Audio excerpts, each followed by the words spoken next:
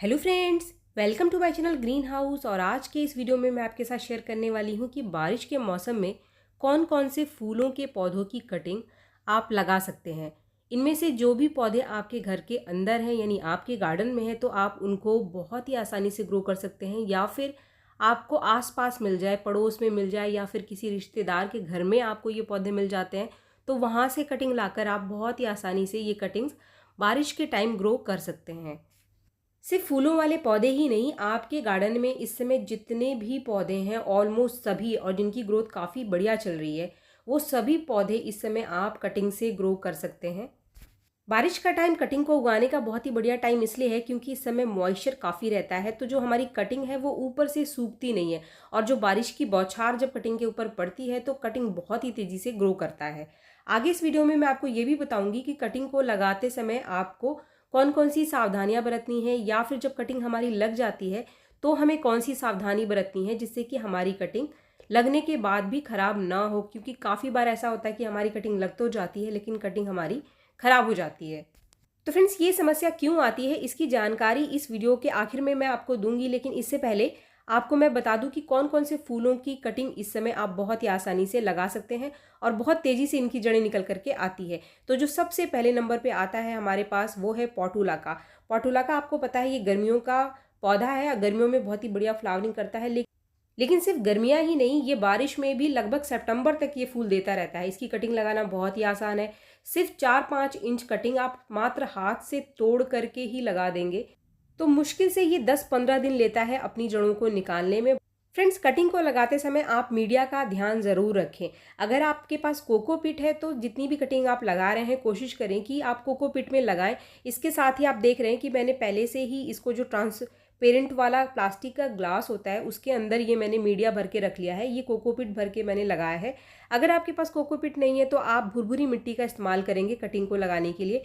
बहुत ज़्यादा चिकनी मिट्टी में कभी भी कोई कटिंग ग्रो नहीं करती है। तो फ्रेंड्स, पोर्टुलाका के बाद जो दूसरे नंबर पे कटिंग बहुत ही आसानी से ग्रो होती है वो है पोर्सलेन। पोर्सलेन की भी बहुत सारी वैरायटी है, बहुत सारे कलर हैं। पोर्सलेन जो पौधा है वो पोर्टुलाका की फैमिली का है, लेकिन ये डिफरेंट वैरायटी का होता है।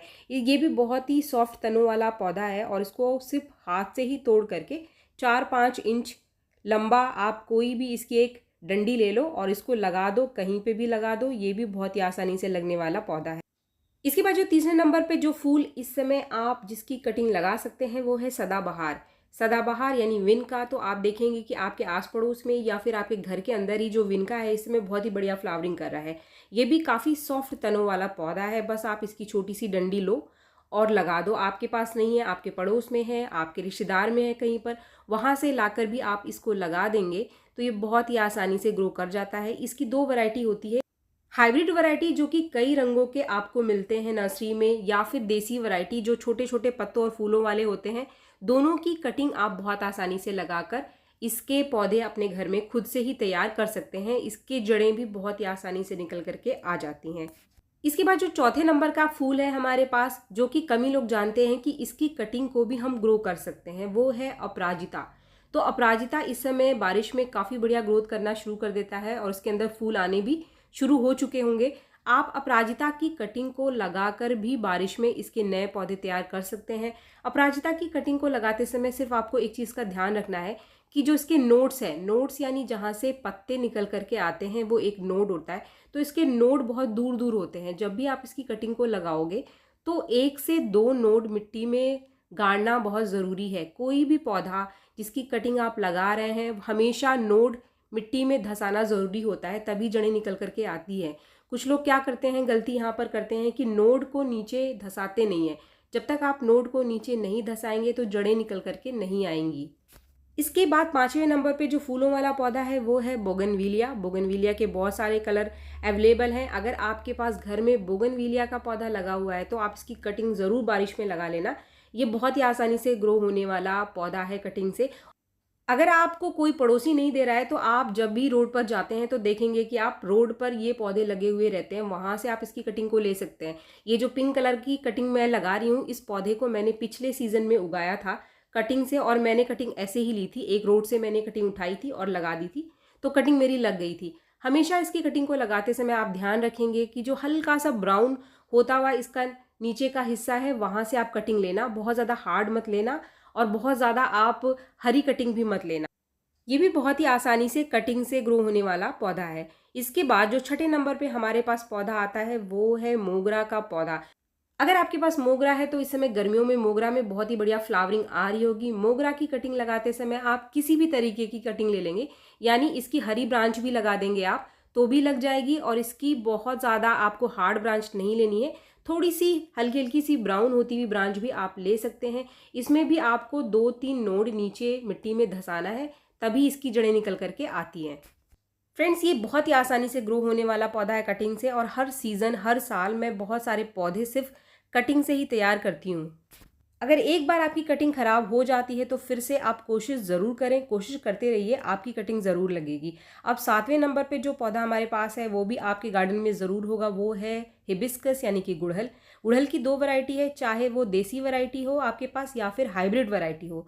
दोनों की कटिंग आप इस समय बारिश में ज़रूर लगाना।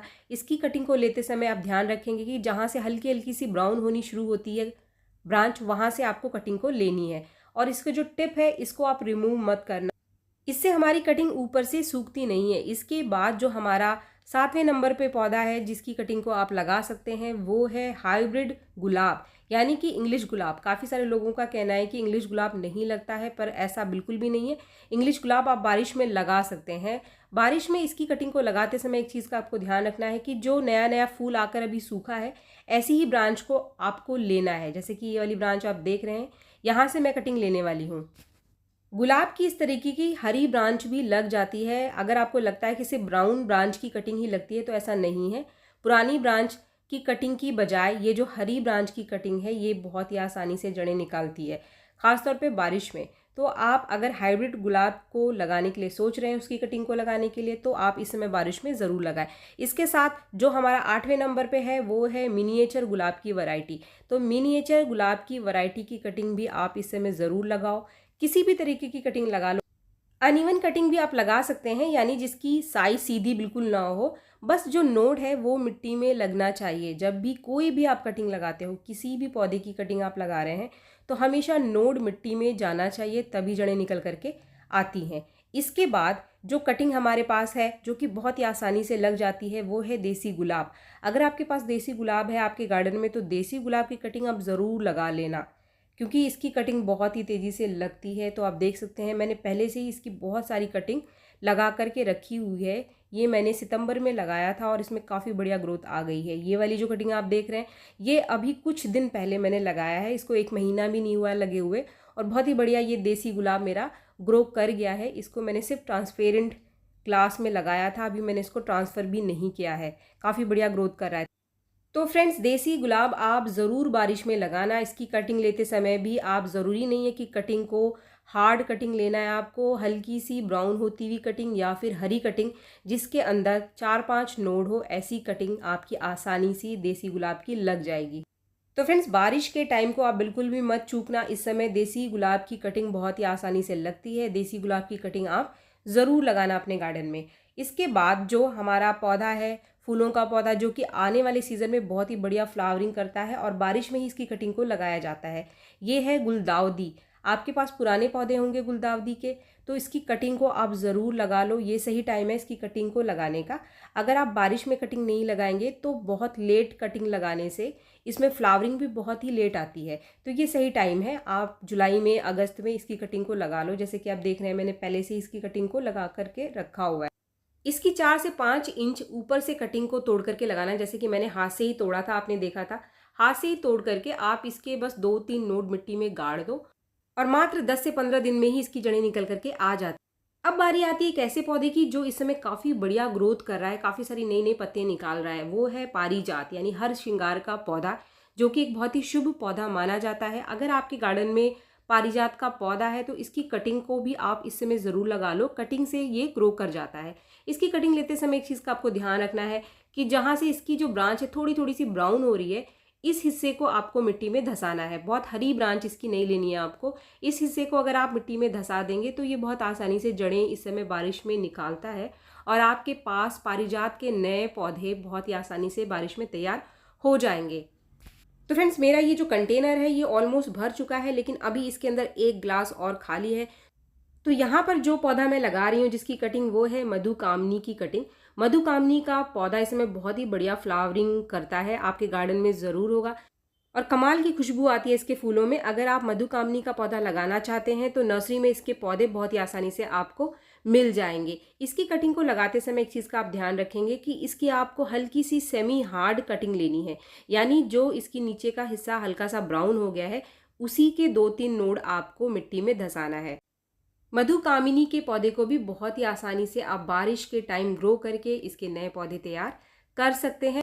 तो फ्रेंड्स, इन पौधों के अलावा भी बहुत सारे पौधे हैं जो कि इस समय हम बहुत ही आसानी से ग्रो कर सकते हैं, जैसा कि गेंदे का पौधा, इसकी कटिंग आप लगाकर भी इसको ग्रो कर सकते हैं। अगर आपके पास गार्डन में पुराने गेंदे का कोई पौधा पड़ा हुआ है या जैसे ही बारिश आई तो इसके जो पुराने पौधे हैं वो हरे हो गए हैं, तो उसकी कटिंग को लगाकर भी आप इसके पौधे तैयार कर सकते हैं। इसके बाद कुछ और पौधे हैं जिनकी मैं सिर्फ आपको पिक्चर दिखा रही हूँ, जैसे कि मधुमालती। मधुमालती के पौधे को भी आप इस समय ग्रो कर सकते हैं कटिंग से। इसके बाद कनेर का आपके पास पौधा है या फिर कनेर आपको मिल जाए आसपास, तो इसकी डंडी से यानी स्टेम से आप कनेर के नए पौधे घर में तैयार कर सकते हैं। इसके बाद इसके साथ ही कलेंचोए, अगर आपके घर के अंदर है, गार्डन में है आपके, तो कलेंचोए के नए पौधे आप बहुत ही आसानी से इस समय तैयार कर सकते हैं। इसकी 2-3 इंच कटिंग को आप लेकर मिट्टी में गाड़ दो, इसके पत्तों से भी जड़ें निकल करके आ जाती हैं। तो बारिश में अगर आपके पास कलेंचोए घर के अंदर है तो आप इसकी कटिंग को ज़रूर लगाइए। इसके बाद जो फूलों वाला पौधा है, जो कि आजकल आपको जगह जगह पौधे दिखाई दे रहे होंगे सड़कों पर, ये है प्लूमेरिया, जिसको कि हम चंपा भी कहते हैं। इसकी कटिंग को भी आप इसकी स्टेम से यानी डंडी से हम इसको ग्रो कर सकते हैं बहुत ही आसानी से।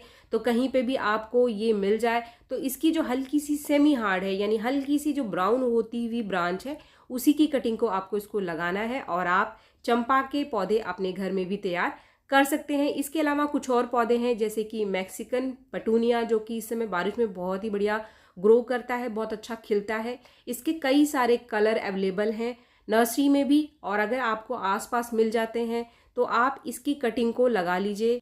ये भी कटिंग से उगने वाला बहुत ही आसान सा पौधा है। तो फ्रेंड्स, इनमें से जो भी फूलों की कटिंग आपको मिल जाए उनको आप अपने गार्डन में ज़रूर लगाएं। अब बात करते हैं हम कुछ ऐसी चीज़ों का जिसके ऊपर ध्यान ना देने से या कुछ गलतियां करने से हमारी कटिंग खराब हो जाती है। सबसे पहली चीज़ है मीडिया। जिस भी मीडिया में आप लगा रहे हो, अगर आप सिर्फ मिट्टी में लगा रहे हैं तो मिट्टी आपकी भुरभुरी होनी चाहिए, या फिर आप कोकोपीट का इस्तेमाल कर सकते हैं। दूसरी चीज़, अगर आपकी कटिंग खराब होती है तो आप मिट्टी में पानी बहुत ज़्यादा दे रहे हैं, यानी जो आपने मीडिया लिया है उसके अंदर पानी ज़रूर से ज़्यादा दे रहे हैं। मिट्टी को बस आपको हल्का सा मॉइस्ट रखना है, बहुत गीला नहीं रखना है। तीसरी चीज़, जब भी आपकी कटिंग लग जाती है, काफ़ी सारे लोग कहते हैं कि हमारी कटिंग तो लग गई लेकिन हमारी कटिंग खराब हो गई, तो कटिंग को पहले आपको अच्छे से ग्रो होने देना है। कटिंग ने ऊपर ग्रो कर लिया है तो इसका मतलब ऐसा बिल्कुल भी नहीं है कि जड़ें भी उसकी बहुत अच्छे से निकल करके आ गई हो। कुछ ऐसे पौधे जैसे कि गुलाब, गुड़हल, मोगरा, इनकी जड़ों को निकालने में तकरीबन 1.5 से 2 महीने का टाइम लगता है। इनको आप 1.5 से 2 महीने पहले कभी भी ट्रांसफ़र ना करें। हमेशा पहले आप जड़ों को अच्छे से लग जाने दो, यानी जिस कंटेनर में ये लगा हुआ है उसमें पहले अच्छे से, जब तक इसमें पत्तियां आनी ना शुरू हो जाए और आपको लगे कि हाँ जड़ें निकल करके आ गई हैं, तब तक आप किसी बड़े कंटेनर में इसको शिफ्ट ना करो।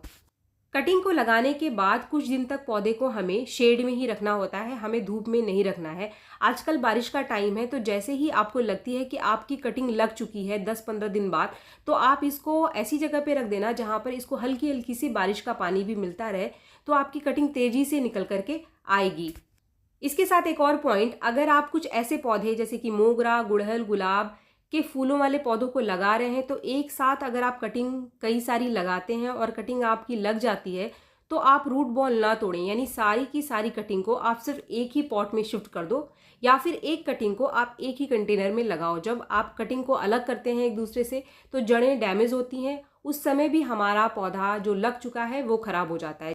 जैसे कि ये वाली कटिंग आप देख रहे हैं, ये गुड़हल और गुलाब, इसमें एक में मैंने कई कई कटिंग्स लगाई हैं, तो इनको मैं सिर्फ एक ही पॉट में शिफ्ट करूंगी, यानी मैं इनको सेपरेट नहीं करूंगी।